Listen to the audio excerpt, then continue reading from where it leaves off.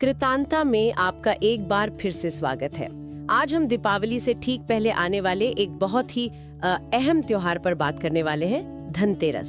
2025 में ये कब है और क्यों मनाया जाता है? हमारे पास जो स्रोत है उन्हें देखकर लगता है कि ये सिर्फ सोना चांदी खरीदने का दिन नहीं है। इसमें स्वास्थ्य है, समृद्धि है, कुछ बड़ी दिलचस्प पौराणिक कहानियां हैं और गहरे आध्यात्मिक मायने भी हैं। तो हमारे पास कई तरह के लेख हैं, कुछ रिवाजों पर, कुछ कहानियों पर, कुछ पूजा और मंत्रों पर भी। तो आज हम कोशिश करेंगे कि धनतेरस को सिर्फ एक शॉपिंग के दिन की तरह न देखें, बल्कि समझें कि इसके पीछे का क्यों क्या है, इसकी जड़ें क्या हैं, परंपराएं, मान्यताएं, सब कुछ। तैयार है? चलिए शुरू करते हैं। बिल्कुल। तो धनतेरस, हाँ, इसे धन त्रयोदशी भी कहते हैं। ये हिंदू पंचांग के हिसाब से कार्तिक महीने के कृष्ण पक्ष की 13वीं तिथि मतलब तेरस को मनाया जाता है। और जैसा आपने कहा 2025 में ये 18 अक्टूबर शनिवार को है। नाम में ही इसका अर्थ छिपा है, धन यानी संपत्ति और तेरस यानी 13वीं तिथि। लेकिन खास बात यह है कि इस दिन सिर्फ धन नहीं, स्वास्थ्य के लिए भी पूजा होती है। दोनों ही महत्वपूर्ण है। अच्छा, ये बात तो बहुत अहम है। मतलब सिर्फ पैसा नहीं, सेहत भी।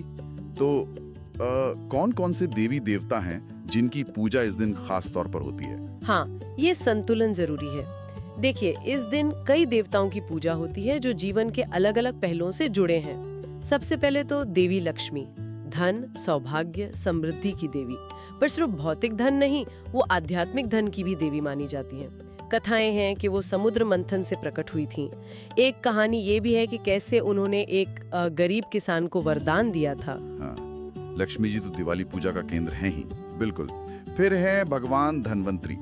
ये स्वास्थ्य और आयुर्वेद के देवता हैं। भगवान विष्णु के अवतार माने जाते हैं। इनका जन्म भी समुद्र मंथन से ही हुआ माना जाता है, हाथ में अमृत कलश और ग्रंथ लिए हुए। इसीलिए धनतेरस को उनका प्राकट्य दिवस भी मानते हैं। स्वास्थ्य का महत्व यहाँ दिखता है। अच्छा, धन्वंतरी जी का प्राकट्य दिवस। जी। फिर आते हैं भगवान कुबेर। ये है भौतिक संपत्ति के देवता, देवताओं के खजांची, उत्तर दिशा के संरक्षक। तो अगर धन का पूरा स्पेक्ट्रम देखें, भौतिक और आध्यात्मिक, तो लक्ष्मी और कुबेर दोनों की पूजा जरूरी है। और आखिर में भगवान यम यानी मृत्यु के देवता यमराज, उनकी पूजा क्यों? ये थोड़ा एतोनो है। हाँ, ये दिलचस्प है। इनकी पूजा एक खास पौराणिक कथा से जुड़ी है और उसी से यम दीपम का रिवाज भी निकला है। वाह, मतलब एक ही दिन हेल्थ, वेल्थ, प्रॉस्पेरिटी और यहाँ तक कि यमराज की भी पूजा। ये तो सचमुच काफी गहरा त्योहार है। आपने यमराज का जिक्र किया और वो राजा हिमा के बेटे वाली कहानी, स्रोतों में उसका काफी जिक्र है, जो दीपक और खरीदारी से जुड़ी है। वो क्या है असल में? हाँ, बिल्कुल। वो कहानी धनतेरस के कई रिवाजों की जड़ है, कह सकते हैं। कथा ये है कि राजा हिमा के पुत्र की कुंडली में लिखा था कि उसकी शादी के चौथे दिन सांप के काटने से उसकी मृत्यु हो जाएगी। ओहो, ये तो बड़ी गंभीर भविष्यवाणी थी। जाहिर है सब परेशान थे, लेकिन उसकी जो नई नई शादी हुई थी, उसकी पत्नी वो बहुत समझदार थी। उसने ठान लिया कि वो पति को उस रात सोने नहीं देगी। अच्छा। हाँ, उसने पूरी रात उन्हें जगाए रखा, कहानियां सुनाई, गीत गाए और सबसे अहम काम ये किया कि कमरे के दरवाजे पर अपने सारे सोने चांदी के गहने, घर के सिक्के सब इकट्ठा करके एक ढेर सा लगा दिया। और साथ ही पूरे घर में और खासकर उस ढेर के पास खूब सारे दिए जला दिए। इतनी रोशनी कर दी। वाह, क्या तरकीब थी। बिल्कुल। तो माना जाता है कि जब यमराज सांप का रूप लेकर राजकुमार के प्राण लेने आए, तो दरवाजे पर वो सोने चांदी की चमक और दियों की तेज रोशनी देखकर उनकी आंखें चौंधिया गईं। अच्छा। वो सीधे अंदर नहीं जा पाए और उसी चमकते ढेर पर चढ़कर बैठ गए। और वहां बैठकर वो राजकुमारी की कहानियां और गीत सुनने लगे। इतने मग्न हो गए कि वक्त का पता ही नहीं चला। और वो मुहूर्त निकल गया होगा। बिल्कुल सही। सांप के डसने का जो मुहूर्त था वो बीत गया और यमराज बिना राजकुमार को लिए चुपचाप लौट गए।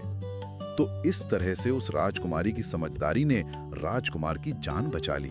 कमाल है। हाँ, और इसी कथा से ये मान्यता बनी कि धनतेरस पर सोना चांदी जैसी कीमती चीजें खरीदना और घर में दिए जलाना बहुत शुभ होता है।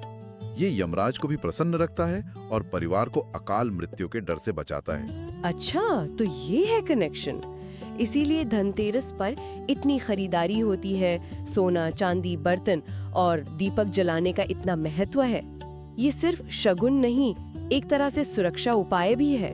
हाँ बिल्कुल, यही मान्यता है कि इस दिन खरीदी गई कीमती धातुएं, सोना, चांदी, पीतल, तांबा और बर्तन घर में सौभाग्य लाते हैं और अशुभ शक्तियों से रक्षा करते हैं। एक मान्यता ये भी है कि भगवान कुबेर के आशीर्वाद से इस दिन खरीदी चीज 13 गुना बढ़ती है। 13 गुना? अच्छा, 13 से 13 गुना। जी, और जैसा आपने कहा, बात सिर्फ गहनों की नहीं, धातु महत्वपूर्ण है। तो लोग रसोई के बर्तन, पूजा के बर्तन भी खरीदते हैं, पीतल, तांबे के। समझ गए। और वो यम दीपम का क्या विधान है, फिर कैसे करते हैं उसे? हाँ, तो जैसा कहानी में था, यमराज को प्रसन्न करने और अकाल मृत्यु के भय को दूर करने के लिए धनतेरस की शाम को प्रदोष काल में, मतलब सूरज ढलने के बाद, घर के मुख्य दरवाजे के बाहर दक्षिण दिशा की तरफ मुंह करके एक बड़ा दिया जलाते हैं। अक्सर उसे अनाज जैसे गेहूं या चावल के ढेर पर रखते हैं। इसी को यम दीपम या दीपदान कहते हैं। ये यमराज के प्रति सम्मान है। अच्छा, दक्षिण दिशा की ओर, ये याद रखने वाली बात है। मैंने ये भी सुना है कि सिर्फ एक नहीं, 13 दीपक जलाने की भी बात होती है। हाँ, ये भी एक मान्यता है। बिल्कुल, कहते हैं कि 13 दीपक घर के अलग अलग कोनों या महत्वपूर्ण जगहों पर जलाने चाहिए। हर दिए का अपना एक मतलब होता है। जैसे पहला यम के नाम का बाहर, दूसरा घी का पूजा घर में, तीसरा माँ लक्ष्मी के सामने। 13? कौन कौन सी जगह? हाँ, जैसे चौथा तुलसी के पास, पांचवा फिर मुख्य द्वार पर, छठा पीपल के पेड़ के नीचे सरसों के तेल का, कहते हैं आर्थिक तंगी और सेहत के लिए अच्छा है। सातवां पास के मंदिर में, और फिर घर के बाकी कोनों में, रसोई में, पानी रखने की जगह पर। इस तरह से 13 दीपक। मूल भाव यही है कि पूरा घर रोशन हो, कोई कोना अंधेरा ना रहे और हर जगह सकारात्मक ऊर्जा फैले। ये तो पूरे घर को प्रकाश और सुरक्षा देने जैसा हुआ। अच्छा, घर की तैयारी और शाम की पूजा के बारे में भी तो खास बातें होंगी ना? हाँ जरूर, धनतेरस से ही दिवाली की सफाई और सजावट शुरू हो जाती है। असल में मानते हैं कि लक्ष्मी जी साफ और सजे हुए घरों में ही आती हैं, तो खूब सफाई होती है। मुख्य द्वार पर रंगोली बनती है सुंदर सी, और उसमें ना छोटे छोटे लक्ष्मी जी के पैर बनाते हैं, श्रीपद कहते हैं उन्हें, घर के अंदर आते हुए, जैसे हम उनका स्वागत कर रहे हैं। हाँ, वो मैंने देखा है, बहुत सुंदर लगता है। और शाम की पूजा, उसमें क्या खास होता है? कौन सी सामग्री जरूरी है? शाम को शुभ मुहूर्त देखकर लक्ष्मी, गणेश जी, भगवान धन्वंतरी और भगवान कुबेर की मूर्तियां या तस्वीरें रखकर पूजा करते हैं। सामान्य सामग्री तो होती ही है, ताजे फूल जैसे गेंदा, गुलाब, मिठाइयाँ, फल, धूप, अगरबत्ती, कपूर, घी का दीपक, चंदन, कुमकुम, हल्दी, चावल। हाँ, वो तो है ही। तुलसी पत्र, नारियल, पान सुपारी। लेकिन कुछ चीजें हैं जिनका धनतेरस पूजा में खास महत्व बताया गया है स्रोतों में। एक तो है कमल का फूल। कमल, हाँ, लक्ष्मी जी तो कमल पर ही बैठती हैं। बिल्कुल, उनके नाम भी हैं पद्मा, कमला। तो कमल का फूल पूजा में रखना बहुत शुभ है, पवित्रता और आध्यात्मिक उन्नति का प्रतीक है ये। दूसरी चीज है आंवला। आंवला? हाँ, आंवला का फल। ये भगवान विष्णु और माँ लक्ष्मी दोनों को प्रिय माना जाता है। इसे पूजा में चढ़ाते हैं, फिर प्रसाद में खाते हैं। सेहत के लिए भी कितना अच्छा है आंवला।